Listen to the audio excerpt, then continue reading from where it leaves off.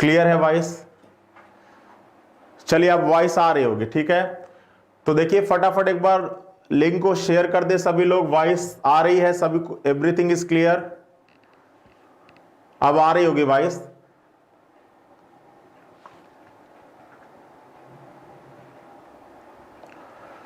आ रही है वॉइस?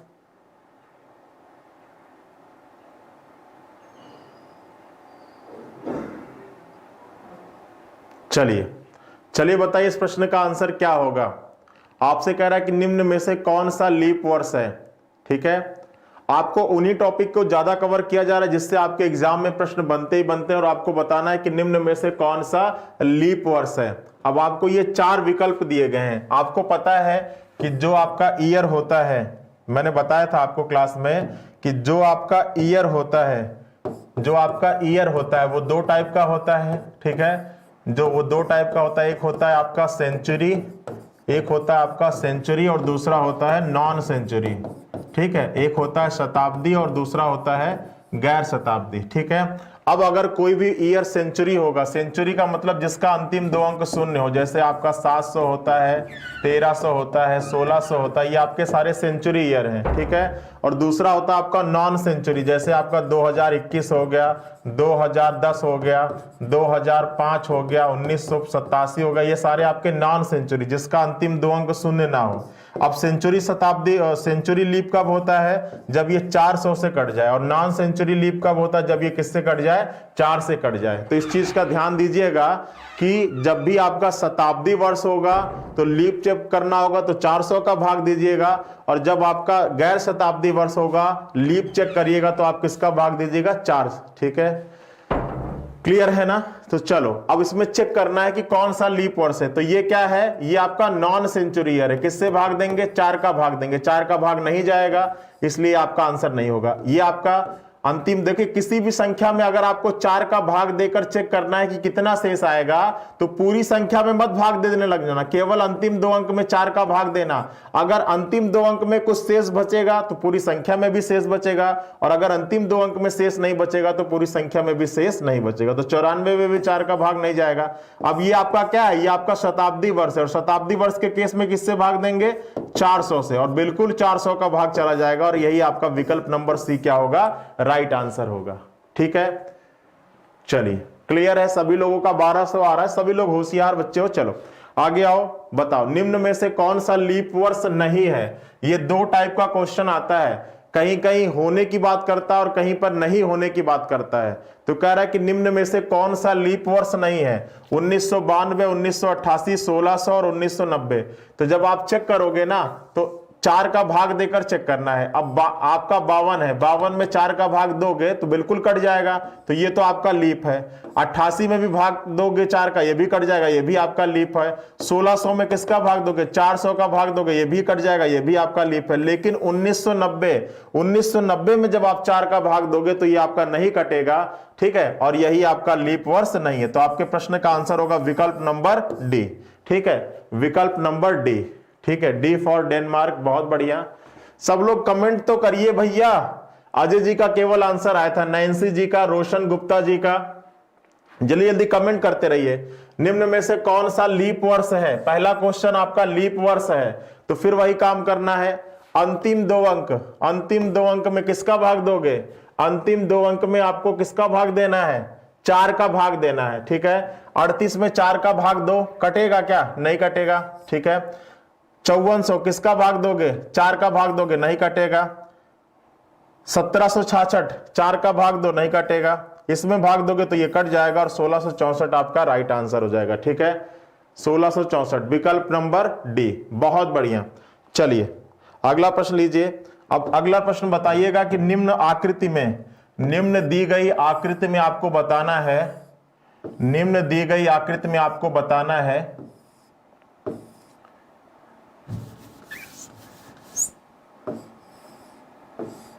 कुल कितने आयत होंगे। निम्न दी गई आकृति में आपको बताना है कि कुल कितने आयत होंगे, ठीक है।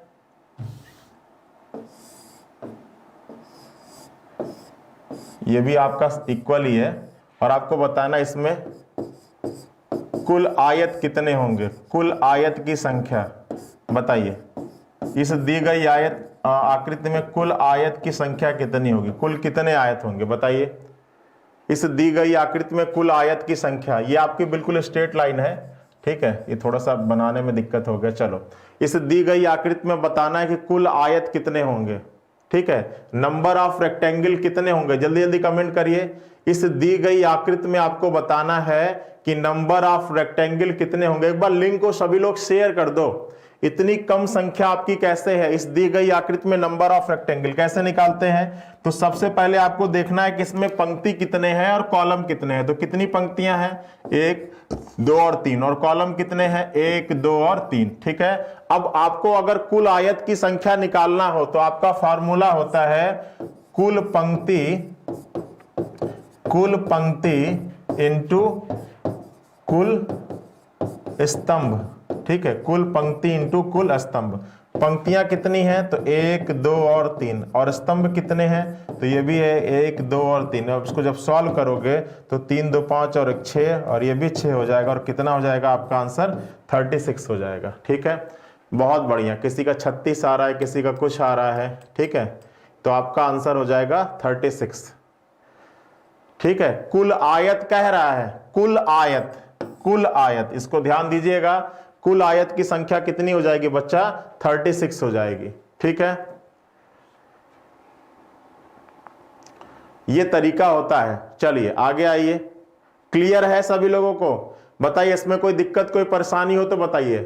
प्रशांत कुमार जी का 36, बाकी सभी लोगों का 14 आ रहा था, 14 नहीं आएगा। ये तरीका होता है, किसी में से अगर कुल आयत निकालना हो तो आपका 36। अगर ये आपसे कुल वर्ग पूछा जाता, क्या पूछा जाता, कुल वर्ग पूछा जाता, अगर इस आकृति में कुल वर्ग पूछा जाता तो वर्ग कैसे निकालते हैं, तो जो सबसे अधिक पंक्ति हो और जो सबसे अधिक क्या हो, कॉलम हो, उसको आप गुणा करो, कम करते जाओ, ठीक है, और फिर आप उसको लास्ट में जोड़ दो, तो ये आपका आएगा 14। तो अगर आपसे कुल वर्ग पूछा रहता तब आपका आंसर होता क्या, 14, और वर्ग और आयत में अंतर है, ठीक है, क्लियर है। इसको मैंने आपको अच्छे से पढ़ा रखा है, ये जरूर देखिएगा कि आपसे पूछा क्या। अगर कुल वर्ग पूछता तब आपका 14 सही है, ठीक है। कुल आयत पूछेगा तो आपका 36 सही है, और अगर आपसे केवल आयत पूछेगा, केवल आयत, ठीक है, तो आपको क्या करना है, 36 माइनस 14 कर देना है, तो ये 2 हो जाएगा, और 3 में से 1 जाएगा तो ये भी 2, ठीक है। तो 3 टाइप के प्रश्न बनते हैं ऐसे प्रश्नों से, एक तो कुल वर्ग तो 14 हो जाएगा, केवल आयत तो 22 हो जाएगा, और कुल आयत तो आपका क्या हो जाएगा, 36 हो जाएगा, ठीक है। क्योंकि वर्ग भी आपका क्या होता है, एक आयत होता है, आयत वर्ग नहीं होता लेकिन वर्ग आयत होता है, क्लियर है। चलिए आगे आइए, बताइए निम्न में से कौन सा लीप वर्ष है, 1922, 1734, 1776 और 3800। कमेंट करिए, जल्दी जल्दी कमेंट करिए और बताइए आपके प्रश्न का आंसर क्या होगा, ठीक है, जल्दी जल्दी बताइए आपके प्रश्न का आंसर क्या होगा। निम्न में से कौन सा लीप वर्ष है, 1922, 1734, 1576 और अब देखो क्या करना है, लीप वर्ष है ना, तो किसका भाग देंगे, ये आपका नॉन सेंचुरी है, 4 का भाग देंगे, नहीं कटेगा। 34, इसमें भी 4 का भाग देंगे, ये भी नहीं कटेगा। इसमें जब 4 का भाग दोगे तो 4 1 कम 4 हो जाएगा, 4 9 36 कट जाएगा, तो आपका विकल्प नंबर सी क्या हो जाएगा, राइट आंसर हो जाएगा, ठीक है।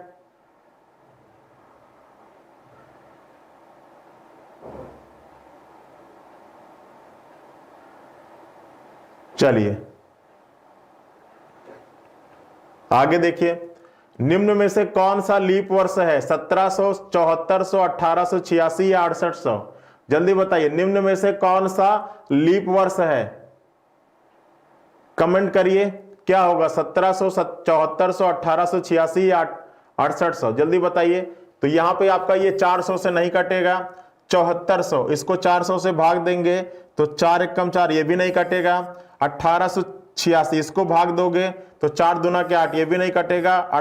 इसको आप 4 से भाग दोगे तो ये आपका कट जाएगा और आपका आंसर हो जाएगा 6800, ठीक है। चलिए आगे आइए,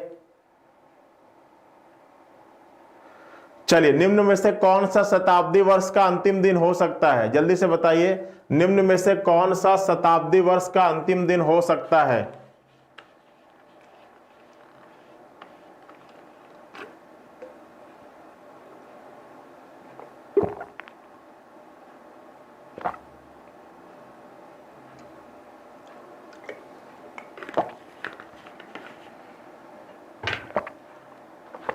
अब कह रहा है कि निम्न में से कौन सा शताब्दी वर्ष का अंतिम दिन हो सकता है। देखो, पहली शताब्दी जब से कैलेंडर बना वो 100वीं होगी, दूसरी शताब्दी 200वीं होगी, तीसरी 300वीं होगी और चौथी क्या होगी, 400वीं होगी। ठीक है, अब जो अंतिम दिन का कॉन्सेप्ट होता है वो शताब्दी वर्ष में कितना अतिरिक्त दिन है उसके कॉन्सेप्ट पर आधारित होता है। तो 100 वर्षों में पहली शताब्दी होगी 100 और 100 में अतिरिक्त दिन होता है 5, दूसरी शताब्दी है 200, 200 में अतिरिक्त दिन होता है 3, तीसरी शताब्दी है 300, 300 में अतिरिक्त दिन होता है 1 और चौथी में कितना होता है, 0 होता है। ठीक है, अब इसके कोड के आधार पर अंतिम दिन बना सकते हो आप। देखो, जो दिन का कोड होता है वो 1 से शुरू होता है। 1 किसका होता है, मंडे का होता है। 2 किसका होता है बच्चा, ट्यूसडे का होता है। 3 किसका होता है, वेडनेसडे का होता है। 4 किसका होता है, थर्सडे का होता है। 5 किसका होता है, 5 आपका फ्राइडे का होता है। 6 किसका होता है, 6 आपका सैटरडे का होता है। और 0 किसका होता है, 0 आपका संडे का होता है। अब देखो 5 है ना, तो 5 किसको रिप्रेजेंट कर रहा है, फ्राइडे को। ठीक है, 3 है, 3 किसको रिप्रेजेंट कर रहा है, वेडनेसडे को। 1 है, 1 किसको रिप्रेजेंट कर रहा है, मंडे को। और 0 है, 0 किसको रिप्रेजेंट कर रहा है, संडे को। तो ये जो दिन है वो शताब्दी के किसको रिप्रेजेंट कर रहे हैं, अंतिम दिन को। किसको रिप्रेजेंट कर रहे हैं, अंतिम। और यही पूछ रहा है कि निम्न में से कौन सा शताब्दी का अंतिम दिन हो सकता है। तो मंगलवार, क्या मंगलवार उस लिस्ट में है, बिल्कुल नहीं है। बृहस्पतिवार, बृहस्पतिवार भी उस लिस्ट में है, तो ये भी नहीं होगा। शनिवार भी नहीं होगा। सोमवार आपका राइट आंसर होगा। और सोमवार एक ऐसा दिन है जो शताब्दी का अंतिम भी हो सकता है और पहला भी हो सकता है, पहला दिन भी हो सकता है। कौन सा, सोमवार। ठीक है, तो ये आपको याद रखना है। सर पता नहीं चला आपकी क्लास है, ठीक है, कोई दिक्कत नहीं है। मैं खुद ही क्या है, टाइम टेबल उल्टा नीचे ऊपर नीचे होता रह रहा है। ठीक है, आज कोशिश करेंगे कि आपका टाइम टेबल फिक्स हो जाए जिससे बच्चों को मालूम चल जाए। ठीक है, चलिए कोई दिक्कत नहीं। तो ये आपके प्रश्न का आंसर होगा विकल्प नंबर डी। आगे आइए। अब देखिए हमारे अपकमिंग बैचेज है। सुपर टेट का है, उत्तर प्रदेश टेट का है, इंडिविजुअल हिंदी, इंडिविजुअल मैथ, लेखपाल, उत्तर प्रदेश पुलिस, आरओ, ये सारे बैचेज आपके चल रहे हैं। ठीक है, चलिए आगे आइए। कह रहा है कि निम्न में से कौन सा शताब्दी वर्ष का प्रथम दिन हो सकता है। ठीक है, शुक्रवार, बुधवार, मंगलवार या रविवार। शताब्दी वर्ष का कौन सा प्रथम दिन हो सकता है, तो यहीं से आप निकाल सकते हो। देखो ये सारे आपके क्या थे, अंतिम दिन थे ना। अब देखो ये शताब्दी अगर आपकी फ्राइडे पर खत्म हुई तो अगली शताब्दी इसके अगले दिन से शुरू होगी। तो फ्राइडे का अगला क्या होता है, सैटरडे होता है। ये शताब्दी आपकी वेडनेसडे पे खत्म हुई तो ये वाली क्या हो जाएगी, फ्राइडे पर हो जाएगी। ये आपकी मंडे पे खत्म हुई तो अगली वाली किससे शुरू होगी, ट्यूसडे पे शुरू होगी। और ये संडे पे खत्म हुई तो इसका अगला वाला किससे शुरू होगा, मंडे पे। तो शताब्दी का प्रथम दिन कौन कौन सा हो सकता है, मंडे हो सकता है, सैटरडे हो सकता है, फ्राइडे हो सकता है और ट्यूसडे हो सकता है। ठीक है, तो मंडे, ठीक है, तो आपका ट्यूसडे, इस प्रश्न का आंसर हो जाएगा ट्यूसडे, मंगलवार।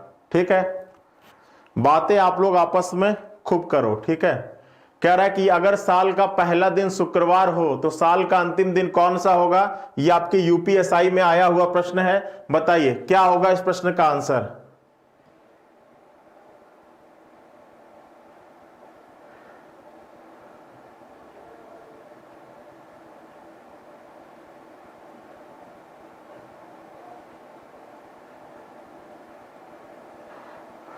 कह रहा है कि अगर साल का पहला दिन लीप वर्ष के अलावा शुक्रवार हो तो कह रहा है कि साल का अंतिम दिन क्या होगा। अब लीप वर्ष के अलावा क्या होता है, साधारण वर्ष होता है। और साधारण का प्रथम दिन और अंतिम दिन समान है, तो पहला दिन शुक्रवार होगा तो अंतिम दिन भी क्या होगा, शुक्रवार ही होगा। आपके प्रश्न का आंसर क्या हो जाएगा, शुक्रवार। आप ये याद रखिएगा कि अगर साधारण वर्ष होगा, साधारण वर्ष है तो साल का जो पहला दिन होगा, ठीक है, वही साल का क्या हो जाएगा बच्चा, अंतिम दिन हो जाएगा, वही साल का अंतिम दिन होगा। ठीक है, और अगर आपका लीप वर्ष होगा, ठीक है, तो जो साल का पहला दिन होगा, ठीक है, उससे एक दिन अधिक, पहला दिन से एक दिन अधिक होगा क्या, आपका अंतिम दिन। ठीक है, तो फ्राइडे इस प्रश्न का आंसर हो जाएगा। बहुत बढ़िया, सभी बच्चों का आंसर है फ्राइडे। चलिए, कह रहा है कि 1 जनवरी 1984 को बृहस्पतिवार मान लिया जाए तो 31 दिसंबर 1984 को कौन सा दिन होगा। ये सारे एग्जाम इसी टाइप के क्वेश्चन आपके एग्जाम में पूछे जा रहे हैं। बताइए, सभी लोग कह रहा है कि यदि 1 जनवरी 1984 को बृहस्पतिवार मान लिया जाए तो 31 दिसंबर 1984 को कौन सा दिन होगा? दिमाग लगाइए। अब देखो 1984 क्या हो जाता है? 4 से कट जाता है, तो ये कैसा वर्ष है? लीप वर्ष है। और अभी मैंने बताया कि अगर दिया गया वर्ष लीप वर्ष होगा तो जो पहला दिन होगा उससे एक दिन अधिक होगा क्या? अंतिम दिन। तो बृहस्पतिवार का अगला क्या होगा? शुक्रवार होगा। तो इस प्रश्न का आंसर क्या हो जाएगा? शुक्रवार। ठीक है, क्लियर है? चलो, सभी लोगों का डी आ रहा है। कह रहा कि मेरे पास 1995 का कैलेंडर है, यह कैलेंडर पुनः किस वर्ष काम कर सकता है? कमेंट करिए। कह रहा है कि मेरे पास 1995 का कैलेंडर है और आपसे कह रहा है कि यह कैलेंडर दोबारा कब काम कर सकता है? बताया था मैंने, कल की क्लास में बताया था। तो क्या होगा इस प्रश्न का आंसर? सर आज शनिवार हो तो 49 दिन बाद कौन सा दिन होगा? ठीक है, आज शनिवार हो भाई, आज शनिवार है तो 49 दिन बाद भी क्या होगा? शनिवार ही होगा। 49 दिन बाद क्या होगा? शनिवार ही होगा। अगर आज शनिवार है तो 49 दिन बाद क्या होगा? शनिवार। क्योंकि अगर आपका जितने दिन बाद अगर वो 7 का गुणक है तो उन दोनों दिनों में कोई परिवर्तन नहीं होता है, आपका वही आंसर आता है। ठीक है, क्लियर है? चलिए आगे बताइए, इस प्रश्न का आंसर क्या होगा?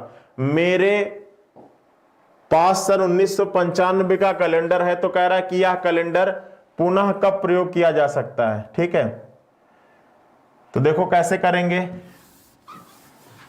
मैंने बताया था कि जो भी दिया गया वर्ष हो, जो भी आपका दिया गया वर्ष हो, आप उसमें क्या कर दो? 4 का भाग दे दो। और क्या देखो कि शेष कितना आ रहा है। जो भी दिया गया वर्ष हो आप उसमें 4 का भाग दे दो और देखो शेष कितना आ रहा है। ठीक है, अब अगर आप किसी दिए गए वर्ष में 4 का भाग दोगे तो शेष कितना आता है? या तो 0 आता है, या तो 1 आता है, या तो 2 आता है, या तो 3 आता है। ठीक है, तो दिए गए वर्ष में जोड़ दो, 28 जोड़ दो, 6 जोड़ दो, 11 और 11। अगर 0 आएगा तो 28, 1 आएगा तो 6, 2 आएगा तो 11, 3 आएगा तो 11। अब इसमें आप 4 का भाग दोगे तो कितना शेष आ जाएगा? तो भाई 4 दूना के 8 हो जाएगा, 4 तिहाई 12 हो जाएगा। तो शेष कितना आ जाएगा? 3 आ जाएगा। ठीक है, अब अगर 3 आएगा तो क्या जोड़ोगे? 11 जोड़ोगे। तो 1995 में अगर 11 जोड़ोगे तो 2000 क्या आ जाएगा? 6 आ जाएगा, 2006। ठीक है, जिन लोगों का सी है वो बिल्कुल ही सही है, सी के अलावा और कोई भी आंसर दे रहे हैं। कुछ लोग 2001 दे रहे हैं, कुछ लोग 1999 दे रहे हैं, ये बिल्कुल ही गलत है। ठीक है, क्योंकि आप इसमें क्या जोड़ दोगे? 11 वर्ष जोड़ दोगे और जैसे ही 2094 में 11 जोड़ोगे आपका आंसर कितना हो जाएगा? 2006। ठीक है, क्लियर है? कहां पे गलती कर रहे हो? ऐसे क्वेश्चन तो गलत करना ही नहीं है एग्जाम में। चलो, 1991 के कैलेंडर का दोबारा कब प्रयोग करेंगे? चलो इस प्रश्न का आंसर बताओ। 1991 के कैलेंडर का दोबारा कब प्रयोग कर पाओगे? और एक बार लिंक को शेयर कर दो भैया, एक बार लिंक को शेयर कर दीजिए। मालूम है कि थोड़ा सा टाइमिंग आज ऊपर नीचे हो गया है, तो जितने लोग आए एक बार अपने फ्रेंड्स को, अपने यार को शेयर कर दो लिंक को। क्या कह रहा है कि 1991 किसका भाग दोगे? 4 का भाग दोगे। शेष कितना बचेगा? तो 4 दूना के 8 हो गया, 4 पंचे 20। शेष कितना हो जाएगा? 4 दूना के 8, 1 आएगा, और 4 दूना के 8 तो आपका 3 हो जाएगा ना। तो फिर वही कहानी हो जाएगी। इसमें कितना जोड़ोगे? 3 आएगा तो 11 जोड़ दोगे तो 1 1 2 हो जाएगा, 9 1 10, 2002। विकल्प नंबर डी। ठीक है, बहुत बढ़िया। अरे बताया तो ट्रिक कि जो भी दिया गया वर्ष हो, बताया सीमा जी कि जो भी दिया गया वर्ष हो उसमें आप 4 का भाग दे दो। देखो कि शेष कितना आ रहा है, देखो रिमाइंडर कितना आ रहा है। अब अगर रिमाइंडर 0 आए तो 28 साल जोड़ देना, 1 आए तो 6 साल जोड़ देना, और 2 और 3 आए तो कितना जोड़ देना? 11 और 11 जोड़ देना। ठीक है, चलो, तो ये इसका ट्रिक है। ठीक है, ट्रिक बता दिया, ये आप नोट कर लो। जो भी दिया गया वर्ष हो 4 का भाग दो, देखो रिमाइंडर कितना आ रहा है? 0, 28, 1, 6। चलो देखो, हमारे यहाँ हिंदी इंडिविजुअल का बैच चल रहा है। जिनको इस बैच में एडमिशन चाहिए हो, इस ऐप को डाउनलोड करके, ठीक है, और उस पर जाके क्वेरी कर सकते हैं। आगे आइए, 400 वर्षों में 29 तारीख कितनी बार पड़ेगी? 400 वर्षों में बताना है कि 29 तारीख कितनी बार पड़ेगी। मैंने बहुत बार इस क्वेश्चन को बता रखा है। 400 वर्षों में 29 तारीख कितनी बार पड़ेगी। 29 तारीख कह रहा है, 29 फरवरी नहीं कह रहा है, 29 तारीख कह रहा है। तो 400 में 29 तारीख कितनी बार पड़ेगी, फटाफट कमेंट करिए।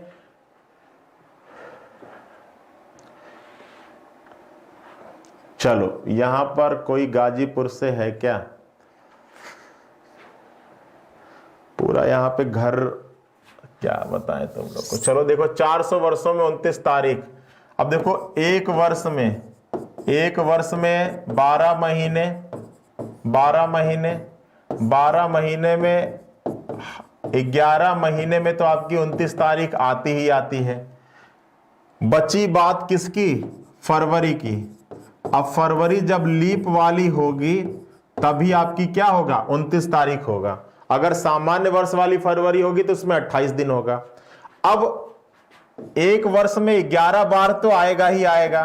तो 400 वर्ष में अगर केवल इसकी बात कर दे तो 4400 बार तो आना ही आना है, ये तो फिक्स है। ठीक है। अब बात रही फरवरी के महीने की। तो 400 वर्षों में ऐसी कितनी फरवरी है जिसमें दिनों की संख्या 29 होगी? तो वो कौन सी होगी? 400 वर्ष में जितना लीप वर्ष होगा उतनी ही तो फरवरी ऐसी होगी जिसमें दिनों की संख्या 29 हो। और वो कितना होता है? वो आपका 97 होता है। तो आपका आ जाएगा 4497 बार। यहां पर ये जरूर देख लेना कि ये 29 तारीख की बात कर रहा है या 29 फरवरी की बात कर रहा है। तो 4497 विकल्प नंबर 1। ठीक है।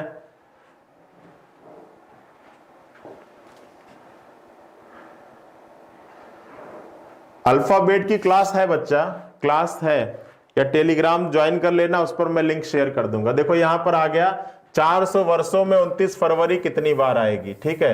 अब 29 फरवरी का मतलब क्या होता है? लीप वर्ष। ठीक है। अब लीप वर्ष की संख्या कैसे निकालते हैं? तो लीप वर्ष बराबर होता है वर्षों की संख्या। क्या होता है? वर्षों की संख्या किसका भाग देते हैं? 4 का भाग देते हैं। और क्या लेते हैं? क्या लेते हैं? भागफल लेते हैं। क्या लेते हैं? भागफल लेते हैं। तो देखो, अब अगर 400 में आप 4 का भाग दोगे तो भागफल कितना आएगा? 100 आएगा। लेकिन अब आपको चेक करना होगा कि इस 400 में कितने आपके शताब्दी वर्ष हैं। तो पहला शताब्दी 100 है, दूसरा शताब्दी 200 है, तीसरा 300 है, चौथा क्या है? 400। और शताब्दी लीप कब होते हैं? जब वो 400 से कट जाएं, ना कि 4 से।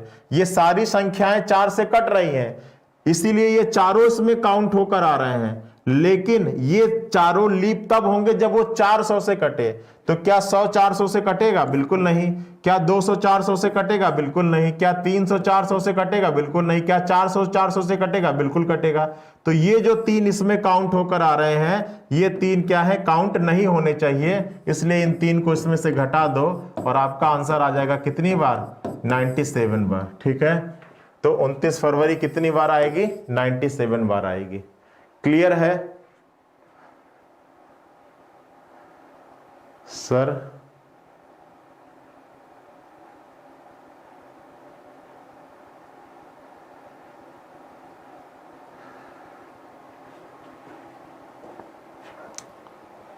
चलिए आगे आइए। कह रहा है कि किसी महीने की 3 तारीख मंगलवार को है तो उस महीने की 29 तारीख को कौन सा दिन होगा। ठीक है। कह रहा है कि किसी महीने की 3 तारीख को क्या है? 3 तारीख को मंगलवार है। 3 को क्या है बच्चा? मंगलवार है। तो आपसे कह रहा है कि उस महीने की 29 तारीख को कौन सा दिन होगा। ठीक है। अब 3 तारीख को मंगलवार है, 29 तारीख को निकालना है। सर नहीं समझ आ रहा। क्या नहीं समझ में आ रहा भैया? ये देखो, आपको कह रहा है कि 400 वर्षों में 29 तारीख कितनी बार पड़ेगी। ठीक है। 29 फरवरी कितनी बार पड़ेगी? 29 फरवरी का मतलब क्या होता है? लीप वर्ष। भाई अगर कोई फरवरी में, किसी वर्ष फरवरी में 29 दिन है तो मतलब वो वर्ष क्या है? लीप वर्ष। तो अब ये आप निकाल लो कि 400 वर्षों में लीप वर्षों की संख्या कितनी है। फॉर्मूला होता है कि लीप वर्ष बराबर वर्षों की संख्या भाग देना है 4 का, और क्या देखना है कि आपका कोशिएंट कितना आ रहा है। ठीक है। भागफल कितना आ रहा है। अब अगर 400 में 4 का भाग दोगे तो भागफल कितना आएगा? 100 आएगा। लेकिन इस 400 वर्षों में कुछ आपके शताब्दी वर्ष भी आ रहे होंगे, और शताब्दी वर्ष लीप तब माने जाते हैं जब वो 400 से कटे, ना कि 4 से। अब इस 1 से लेकर 400 तक की संख्या में ये 100 भी आ रहा होगा, 200 भी आ रहा होगा, 300 भी आ रहा होगा, 400 भी आ रहा होगा, ये सभी 4 से कट जाते हैं। लेकिन कोई भी शताब्दी लीप तब होता है जब वो 400 से कटे, ना कि 4 से। तो ये जो सारे कट रहे थे, इसमें हम उसको ले लेंगे जो 400 से कट रहे हैं, ठीक है। तो 100 400 से नहीं कटता है, 200 भी 400 से नहीं कटता है, 300 भी 400 से नहीं कटता है, केवल 400 से कटता है। तो केवल हम इसी को काउंट करेंगे, इनको हम क्या कर देंगे, माइनस कर देंगे। और इनकी संख्या कितनी है, 1 2 और 3 माइनस कर दिया तो यहां पे कितना हो गया, 97 हो गया, ठीक है। आगे आइए।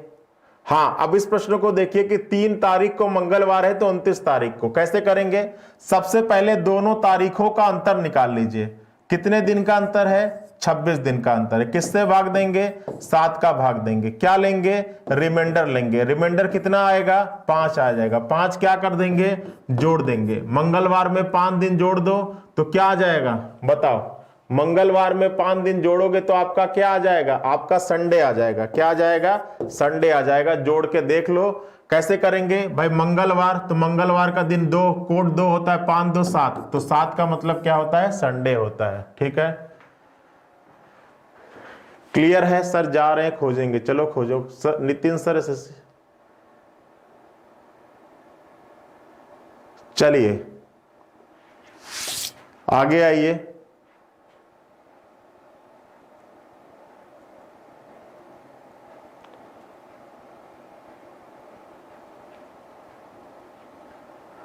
किसी महीने की 25 तारीख को जो भी रीजनिंग के क्वेश्चन अगर आए हो किसी शिफ्ट में और आपको क्वेरी हो तो आप क्वेश्चन लिख सकते हैं, मुझे दिखाई पड़ेगा तो मैं उसका जवाब दूंगा, ठीक है। एसएससी जीडी का हो चाहे यूपीएसआई का हो, अगर कोई क्वेश्चन आपके पास हो, कोई क्वेरी हो तो आप हमसे पूछ सकते हैं, ठीक है।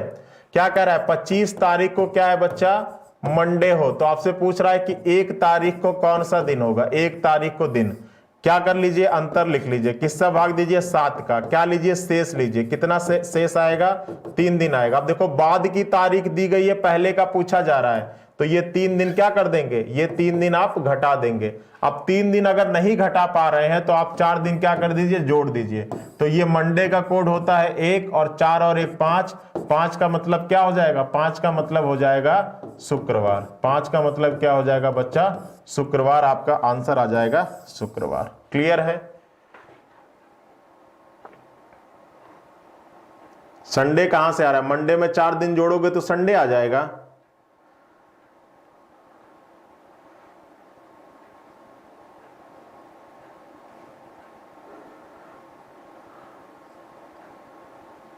चलो आगे आओ, तुम लोग महान हो।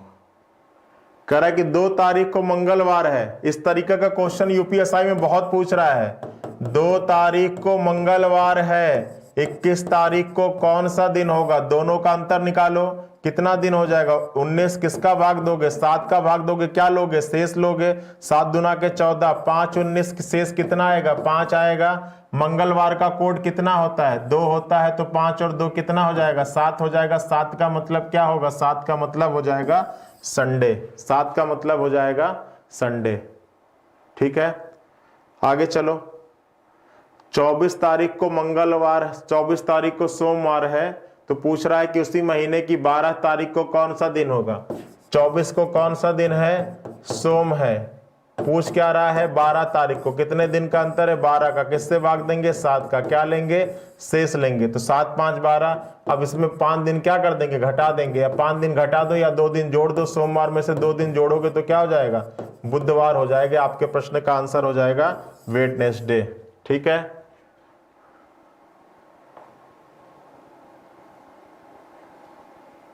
चलिए देखिए, हमारे यहां उत्तर प्रदेश कांस्टेबल का ये बैच चल रहा है। जिनको इस बैच में एडमिशन लेना है वो इन दिए गए नंबर्स पे कॉल कर लीजिए। हमारे यहाँ जो फैसिलिटीज है वो daily classes, chapter wise PDF, content based है ही, सबको पता है, सारे टीचर से आप लोग वाकिफ हो अच्छे तरीके से। Doubt session, chapter wise solution session, ठीक है। तो ये सारी चीजें हैं और अभी आपका क्या चल रहा है, ऑफ भी चल रहा है 500। चलो कह रहा है कि 1 जनवरी को मंगलवार है तो जनवरी महीने में कितने मंगलवार होंगे, ठीक है। 1 जनवरी को मंगलवार है तो जनवरी महीने में कितने मंगलवार होंगे, ठीक है। तो देखो ध्यान से समझना यहां पर कि अगर महीना 31 का होता है, अगर महीना 31 का होता है तो 1, 2 और 3 तारीख को पड़ने वाले दिन महीने में कितनी बार आते हैं, 5 बार। अगर महीना 30 का होगा तो 1 और 2 तारीख को पड़ने वाले दिन महीने में कितनी बार आएंगे, 5 बार आएंगे। महीना अगर आपका कितने का होगा, 29 का होगा तो 1 तारीख वाले दिन 5 बार आएंगे, और महीना अगर 28 का होगा तो कोई भी दिन 5 बार नहीं आएगा, मतलब 0 दिन, ठीक है, कोई भी दिन नहीं 5 बार। तो देखो अब आपसे क्या कह रहा है कि अगर 1 जनवरी को मंगलवार है तो महीने में कितने मंगलवार होंगे, तो भाई 1 तारीख वाला दिन महीने में कितनी बार आता है, 5 बार आता है। तो आपके प्रश्न का आंसर हो जाएगा सी, ठीक है। इस चीज को नोट कर लीजिएगा, ठीक है। चलिए आगे आइए, क्लियर है, ठीक है। जिसको कोर्स में एडमिशन लेना है वो ऐप को डाउनलोड कर लेंगे और दिए गए नंबर्स पे कॉल कर लेंगे। कह रहा है कि किसी वर्ष गणतंत्र दिवस बुधवार को मनाया गया तो स्वतंत्रता दिवस किस दिन मनाया जाएगा, ठीक है। अब ध्यान से देखो, कह रहा है कि किसी वर्ष गणतंत्र दिवस, गणतंत्र दिवस का मतलब होता है 26 जनवरी, किस दिन मनाया गया, वेडनेसडे को मनाया गया। तो कह रहा है कि उस वर्ष स्वतंत्रता दिवस मतलब 15 अगस्त, स्वतंत्रता दिवस का मतलब क्या होता है, 15 अगस्त किस दिन मनाया जाएगा, यही तो प्रश्न है। तो देखो अब करेंगे कैसे, सॉल्व करेंगे कैसे, ध्यान से समझिएगा। अब जहां इन देखो कैलेंडर सेम है, ठीक है, कैलेंडर तो सेम है, तो अगर कैलेंडर सेम हो, कह रहा है किसी वर्ष गणतंत्र दिवस मंगलवार को मनाया गया तो स्वतंत्रता दिवस किस दिन मनाया जाएगा, कैलेंडर सेम है, तो कैलेंडर में जो तारीख पहले आएगी आप वहां से कहानी स्टार्ट करिएगा। अब इस वर्ष के कैलेंडर में पहले क्या आएगा, 26 जनवरी या 15 अगस्त, तो आप कहोगे सर 26 जनवरी आएगा। अब 26 जनवरी से चलना और 15 अगस्त तक जाना है, तो जनवरी के बाद फरवरी, फरवरी के बाद मार्च, मार्च के बाद अप्रैल, अप्रैल के बाद मई, मई के बाद जून, जून के बाद जुलाई, जुलाई के बाद अगस्त। समझिएगा यहां पर। अब चूंकि यहां पर आ रहा है फरवरी और यहां पर आपका ईयर नहीं दिया गया है, अब ईयर नहीं दिया गया तो इस फरवरी में आप अतिरिक्त दिन कितना लोगे, भाई लीप वर्ष होगा तो अतिरिक्त दिन की संख्या 1 होगी, सामान्य वर्ष होगा तो अतिरिक्त दिन की संख्या 0 होगी। तो जब आपको ईयर मेंशन होता तभी तो आप इस प्रश्न का आंसर निकाल पाते। तो इस प्रश्न का आंसर होगा ज्ञात नहीं किया जा सकता, क्योंकि आपको ईयर नहीं बताया जा रहा है, ठीक है, आपको ईयर नहीं बताया जा रहा है, आपको ईयर नहीं बताया जा रहा है। चलिए चलिए, कह रहा है कि 26 जनवरी 2000 को रविवार है तो 15 अगस्त को कौन सा दिन होगा, ठीक है। देखिए एक सीरीज दे रहे हैं, एक सीरीज है 23 है, 25 है। चलिए जो भी सीरीज, जो भी क्वेश्चन हो आपको वो हमारे टेलीग्राम चैनल पे भेज दीजिएगा, रीजनिंग बाई रवि सर के नाम से, रीजनिंग बाय रवि सर के नाम से ये हमारा टेलीग्राम चैनल है, इस पर आप भेज दीजिएगा, ठीक है। मैं आपको उस पर सॉल्यूशन प्रोवाइड करा दूंगा और इन सभी क्वेश्चंस का एक सेट तैयार करके मैं शाम वाले शिफ्ट में कोशिश करूंगा कि उनको करा दूंगा, ठीक है। इस पर आप क्वेश्चन भेज दीजिएगा सत्यजीत जी, ठीक है। चलो कह रहा है कि 26 जनवरी 2000 को रविवार हो तो आपको बताना है कि 15 अगस्त को कौन सा दिन होगा। अब देखो यहां पर आपका ईयर दे दिया, ठीक है, तो अब आप आराम से सॉल्व कर सकते हो ऐसे प्रश्नों को, ठीक है। तो देखो कैसे करेंगे, समझिएगा। क्या कह रहा है कि 26 जनवरी 2000, 26 जनवरी 2000 को कौन सा दिन है, संडे है, तो आपको क्या निकालना है, 15 अगस्त 2000 को कौन सा दिन होगा। आप स्टार्ट करिए 26 जनवरी, उसके बाद आएगी फरवरी, उसके बाद आएगा मार्च, अप्रैल, मई, जून, जुलाई और कहां तक जाना है, 15 अगस्त तक। जहां से स्टार्ट करते हैं उसमें देखते हैं शेष दिन कितना है। जनवरी महीना 31 का होता है तो शेष दिन कितना बढ़ गया, 5, सॉरी आपका बचेगा 5। ठीक है, बिल्कुल सही है। उसके बाद फरवरी 2000 वाली, तो इसमें दिनों की संख्या 29 होती है और अतिरिक्त दिन 1 होता है। उसके बाद होगा मार्च, उसके बाद होगा अप्रैल, उसके बाद होगा मई, उसके बाद होगा जून, उसके बाद होगा जुलाई, और अगस्त में कहां तक जाना है? 15। जो भी 7 से अधिक दिख रहा है उसको 7 से भाग करके छोटा कर लो। इसको 7 का भाग देंगे तो शेष कितना आएगा? 1 आएगा। अब जो आपका 7 का गुणक हो उसको हटा दो, तो 5 और 2 7, ये खत्म हो जाएगा। 3 3 6 और 1 7, ये भी खत्म हो जाएगा। 3 2 5 और 1 6, ये 6 आएगा। और इसमें आप 6 दिन जोड़ दोगे तो आपका कौन सा दिन हो जाएगा? आपका हो जाएगा शनिवार। क्या हो जाएगा बच्चा? शनिवार। आपके प्रश्न का आंसर आ जाएगा बी, सैटरडे। क्लियर है?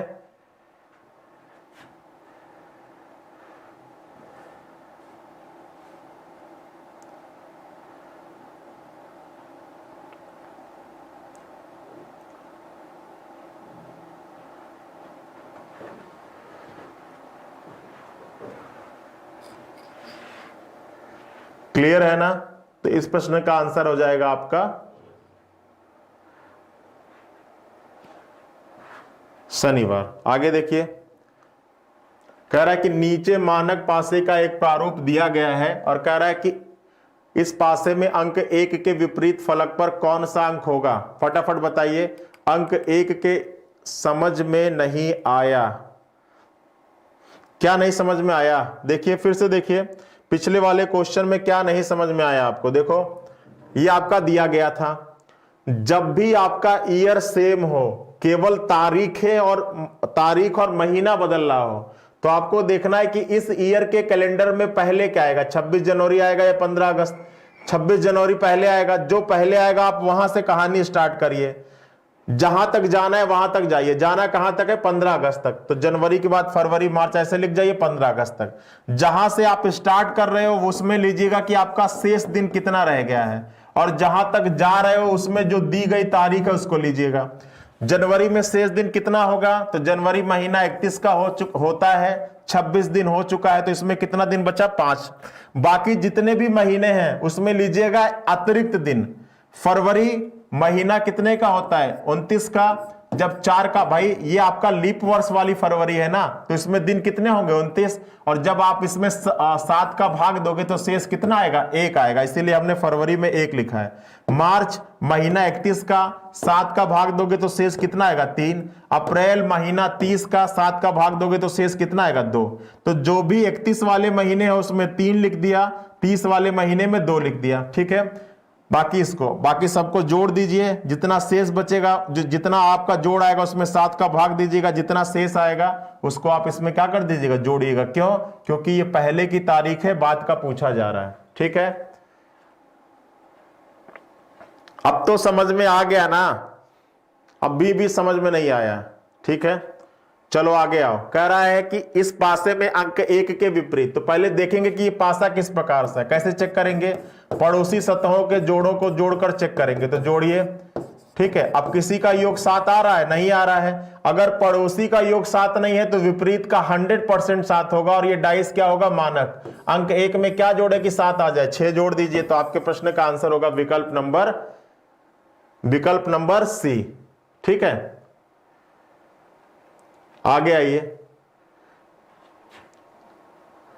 कह रहा है कि इस प्रारूप में निचले फलक पर कौन सा अंक होगा? ठीक है, निचले फलक पर कौन सा अंक होगा? तो ऊपर 2 है और 2 का विपरीत ही तो नीचे होगा, लेकिन पहले चेक कर लो कि डाइस कौन सा है। तो 1 और 3 क्या होगा? 4 होगा। 1 और 2 क्या होगा? 3 होगा। 2 और 3 क्या होगा? 5 होगा। तो देखिए, किसी भी पासे में आपके पड़ोसी सतहों के योग 7 आया? नहीं आया ना? तो ये डाइस कैसा हो गया? मानक हो गया, क्योंकि पड़ोसी का योग 7 नहीं होगा तो विपरीत का 100% 7 होगा, और डाइस क्या हो जाएगा? मानक हो जाएगा। और जब मानक पासा है तो ऊपर का विपरीत ही तो नीचे होता है, और ऊपर क्या है? 2, तो निचली वाली फलक पर क्या होगा? 5 लिखा होगा, तभी तो योग 7 आएगा। तो आपके प्रश्न का आंसर होगा विकल्प नंबर बी। ठीक है, चलिए आगे आइए, जल्दी जल्दी चलिए। हमारे यहाँ ये 2 बैचेस चल रहे हैं, एक आपका हिंदी व्याकरण का है, एक आपका यूपीएसआई मॉक टेस्ट का है। इन दोनों बैचेस में आप एडमिशन ले सकते हैं। ठीक है, आगे आइए। कह रहा है कि इस पासे में 5 के विपरीत क्या होगा? अब पहले देख लो कि डाइस स्टैंडर्ड है या नॉन स्टैंडर्ड। तो 5 3 8 होता है। ठीक है, 5 और 6 11 होता है और 6 और 3 9 होता है, तो किसी भी पड़ोसी सतहों का योग नहीं 7 है, तो विपरीत का 100% 7 होगा। और 5 में क्या जोड़े कि 7 आ जाए? 2। तो आपके प्रश्न का आंसर हो जाएगा 2। क्लियर है? चलिए आगे आइए। कह रहा है कि इस पासे में 2 के विपरीत, ये आपका प्रश्न आ रहा है, डाइस से भी क्वेश्चन आ रहे हैं और 2 क्वेश्चन आपके एग्जाम में पूछे जा रहे हैं। ठीक है, चलो। कह रहा है कि इस पासे में 3 के विपरीत फलक पर कौन सा अंक होगा? इस पासे में 3 के विपरीत फलक पर कौन सा अंक होगा? सर हमारा ऐसे ही क्वेश्चन के आंसर, हाँ ऐसे ही निकालना होता है। ठीक है, अब इसमें जोड़ के देखोगे तो 6 और 1 क्या हो गया? 7 हो गया। और डाइस अगर ये 7 है तो 7 का मतलब साधारण। अब साधारण में किसी भी सतह का एग्जैक्ट विपरीत तो नहीं निकाल सकते हैं, लेकिन इसका विपरीत वो होगा जो इस समय दिखाई नहीं पड़ रहा है। और कौन कौन सी सतहें नहीं दिखाई पड़ रही? तो एक तो 5 नहीं दिखाई पड़ रहा है, एक 3 नहीं दिखाई पड़ रहा है और एक 4।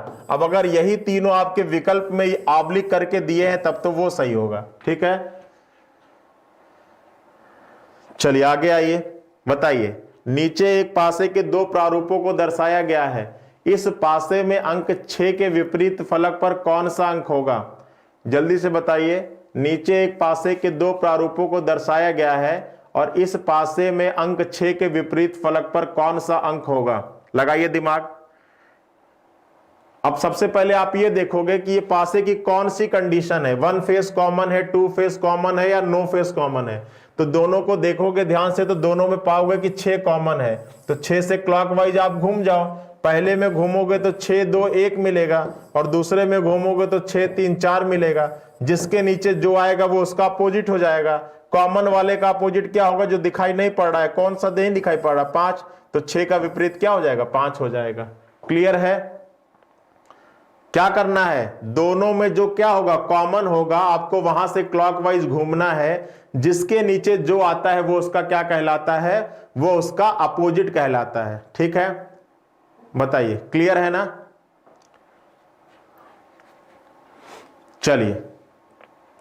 चलिए अब आपको मैं एक आकृति दे रहा हूं और आपको बताना है कि उसमें त्रिभुज की संख्या कितनी होगी। ठीक है, आपको मैं आकृति एक दे रहा हूं और आपको बताना है कि उस दी गई आकृति में त्रिभुजों की संख्या कितनी होगी। बताइए, इस दी गई आकृति में नंबर ऑफ ट्रायंगल कितने होंगे। ठीक है, त्रिभुज की संख्या, कुछ इस टाइप का क्वेश्चन भी आपके एग्जाम में आ रहा है। त्रिभुज की संख्या बताना है, इस दी गई आकृति में त्रिभुज की संख्या कितनी होगी। बताइए, इस दी गई आकृति में त्रिभुज की संख्या कितनी होगी। तो देखो तरीका क्या होता है, आप नंबरिंग कर लीजिए 1 2 3 4 5 और इसको आप आपस में जोड़ जाइए। कितना हो जाएगा? 3 2 5 1 6 6 4 10 और 10 और 5 15। अब ये 15 हो गया। यहां से 15 मिलेगा, लेकिन यहां से भी 15 मिलेगा, यहां से भी 15 मिलेगा। तो 1 2 3 और 15 3 कितना हो जाएगा? 45 त्रिभुज होंगे। तो ये तरीका होता है ऐसे क्वेश्चन को सॉल्व करने का। बहुत बढ़िया।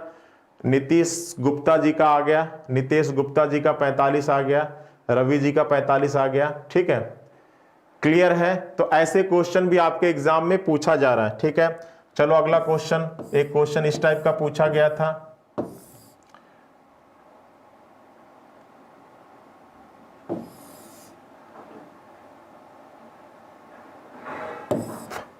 इसमें पूछा गया था कि त्रिभुज की संख्या कितनी होगी। त्रिभुज की संख्या, ठीक है, इस दी गई आकृति में त्रिभुज की संख्या कितनी होगी। तो यहां भी वही करना था, नंबरिंग कर लेना था और जो सबसे बड़ा नंबर आएगा उसमें किसका गुणा कर देंगे बच्चा? 2 का गुणा कर देंगे और आपको नंबर ऑफ ट्रायंगल निकल के चला आएगा। ठीक है, कुछ भी नहीं करना होता है, जो भी नंबरिंग कर लीजिए, जो सबसे बड़ा नंबर आएगा उसमें 2 का गुणा करिएगा और वही आपका क्या हो जाएगा? आंसर हो जाएगा। ठीक है, चलिए बताइए, इस पासे में अंक 4 के विपरीत फलक पर कौन सा अंक होगा। इस पासे में अंक 4 के विपरीत फलक पर कौन सा अंक होगा। तो सबसे पहले देखिएगा कि दोनों में कॉमन कौन है। दोनों में कॉमन कौन है? 2 से आप क्या घूम जाइएगा? क्लॉकवाइज। पहले में घूमेंगे तो 2 3 और 5 होगा, दूसरे में घूमेंगे 2 6 और 1 होगा। अब कॉमन वाले का विपरीत वो होता है जो दोनों में नहीं दिखाई पड़ रहा है, और कौन नहीं दिखाई पड़ रहा है? 4। तो आपके प्रश्न का आंसर हो जाएगा 4। तो 4 का विपरीत पूछ रहा है, तो 4 का विपरीत 2। भाई 2 का विपरीत 4 है, तो 4 का विपरीत क्या हो जाएगा? 2 हो जाएगा। ठीक है, क्लियर है ना?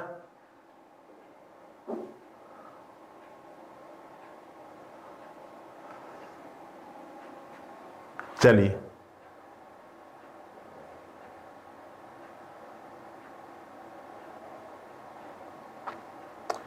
बताइए, कह रहा है कि नीचे पासे के 2 प्रारूप दिए गए हैं और आपको बताना है कि फाई के विपरीत फलक पर कौन सा चिन्ह होगा। फाई के विपरीत फलक पर, तो दोनों पे देखो, फाई के विपरीत फलक पर, अब देखो यहां पर इसमें फाई दिख नहीं रहा है ना, तो फाई का विपरीत वही होगा जो दोनों में कॉमन होगा। सीधे सीधे है, सीधे सीधे आप याद रखिएगा कि अगर वन फेस कॉमन की स्थिति है तो कॉमन का विपरीत क्या होता है? जो दोनों में हिडन होता है, जो दोनों में हिडन होता है वही होता है कॉमन वाले का विपरीत। तो दोनों में कॉमन कौन है? इप्सिलॉन है, और यही हो जाएगा फाई का विपरीत। ठीक है, तो आपके प्रश्न का आंसर हो जाएगा इप्सिलॉन। ठीक है, क्लियर है? कॉमन का विपरीत होता है हिडन, और जो दोनों में कॉमन होगा वही उसका विपरीत क्या होगा? जो दोनों में हिडन होगा। अब देखो ये क्या है? ये दोनों में हिडन है। भाई ये कहीं दिखाई पड़ रहा है क्या? दोनों आकृति में नहीं दिखाई पड़ रहा है, तो इसका विपरीत वही होगा जो दोनों में क्या होगा? कॉमन होगा। ठीक है, तो विकल्प नंबर 1। चलो अब देखो, ये पहले देखोगे कि क्या स्थिति है, तो जब ध्यान से देखोगे तो आप पाओगे कि दोनों में कॉमन कौन है? पीला है। अब अगर पहले में देखोगे तो ये हो जाएगा पीला, हरा और सफेद, और दूसरे में देखोगे तो ये हो जाएगा पीला, लाल और नीला। ठीक है, पीला, लाल और नीला। ठीक है, अब पीला का विपरीत क्या होगा? जो दोनों में कॉमन होगा, जो दोनों में नहीं दिखाई पड़ रहा होगा। और कौन सा रंग नहीं दिखाई पड़ रहा है? तो आपका काला नहीं दिखाई पड़ रहा, तो पीला का काला हो जाएगा। तो आपसे कह रहा है कि एक सतह पर काला हो तो उसका विपरीत क्या होगा? तो उसका विपरीत हो जाएगा पीला। ठीक है, चलिए आगे आइए। देखिए हमारे यहाँ 2 ये बहुत बेहतरीन बैचेस चल रहे हैं। एक आपका हिंदी व्याकरण का है जो नितिन सर पढ़ाते हैं, और दूसरा इंडिविजुअल मैथ का है जो प्रवीण सर पढ़ाते हैं। अगर इन दोनों बैचेस में से किसी बैच में अगर आपको एडमिशन चाहिए होगा तो आप इन दिए गए नंबर्स पे क्या कर सकते हैं बच्चा? कॉल कर सकते हैं। चलिए, कह रहा है कि 50 विद्यार्थियों की एक पंक्ति में श्याम का स्थान ऊपर से 25वां है, तो बताना है कि पंक्ति में निचले सिरे से उसका स्थान क्या होगा। तो देखो टोटल की वैल्यू दी गई है और एक व्यक्ति का स्थान दिया गया, इसी व्यक्ति का दूसरे सिरे से पूछ रहा है, तो क्या तरीका है? इसको एक कम कर दीजिए और इसको टोटल में से घटा दीजिए, और 55 में से 24 घटा देंगे तो ये आपका क्या आ जाएगा? 1 आ जाएगा, और ये आपका क्या हो जाएगा? इस प्रश्न का आंसर हो जाएगा 31। ठीक है, जब भी पंक्ति में कुल व्यक्तियों की संख्या दे, पंक्ति में बैठे किसी एक व्यक्ति का स्थान एक तरफ से दे, उसी व्यक्ति का दूसरे तरफ से पूछे, तो आपको क्या करना है? इसको एक कम कर देना है और इसको टोटल में से क्या करना है? घटा देना है। ठीक है, हाँ बिल्कुल, सर की तबीयत सही है।